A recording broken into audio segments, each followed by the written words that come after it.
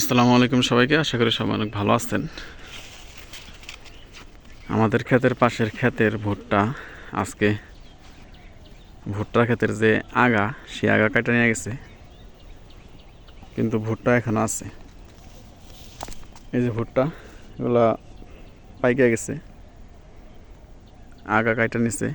আর কয়েকদিন পরে 2-3 দিন পরে এই ভুট্টাগুলো এসে নিয়ে যাবে। এই দেখেন এই ভুট্টাগুলো পাইকে গেছে,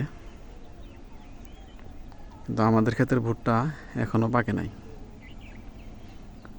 কিছু কিছু ভুট্টা পাকছে আর কিছু কিছু ভুট্টা এখনো কাঁচাই আছে। এই যে আমাদের ক্ষেত,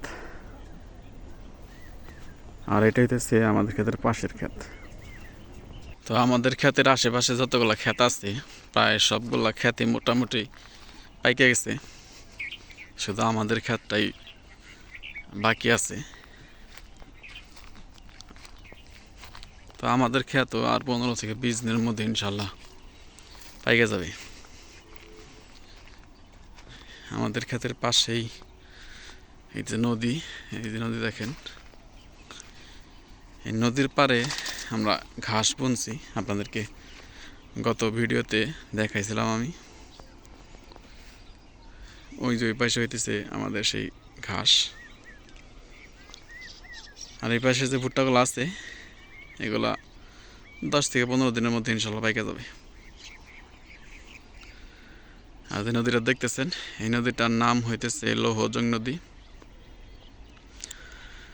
নদীতে এখন পানি কম, তবে কিছুদিনের মধ্যে ইনশাল্লাহ পানি আইসা পড়বে। হালকা হালকা একটু একটু পানি বাড়তেছে আস্তে আস্তে। গত কয়েকদিনে চাইতে আজকে একটু পানি বাড়ছে। তো মনে হয় বড় যে নদী আছে সেই নদী থেকে পানি আসতেছে। আর এই নদীটা হইতেছে শাখা নদী। এই নদীর যে মেন নদী সেটা হইতেছে যমুনা নদী। তো যমুনা নদী থেকে এই পানিগুলো আসে। এখন যে পানি আছে এই পানিতে আমরা ঠিকমতো গোসল করতে পারি না। আমাদেরকে গোসল করতে যাইতে হয় অনেক দূরে।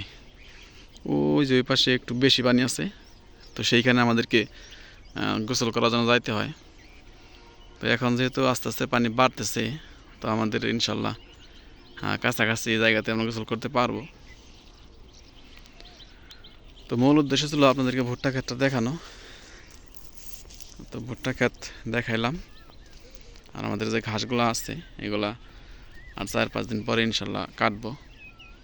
তো সবাইকে অসংখ্য ধন্যবাদ যারা কষ্ট করে ভিডিওটা দেখলেন। সবাই ভালো থাকবেন। আসসালামু আলাইকুম ওয়া রাহমাতুল্লাহ।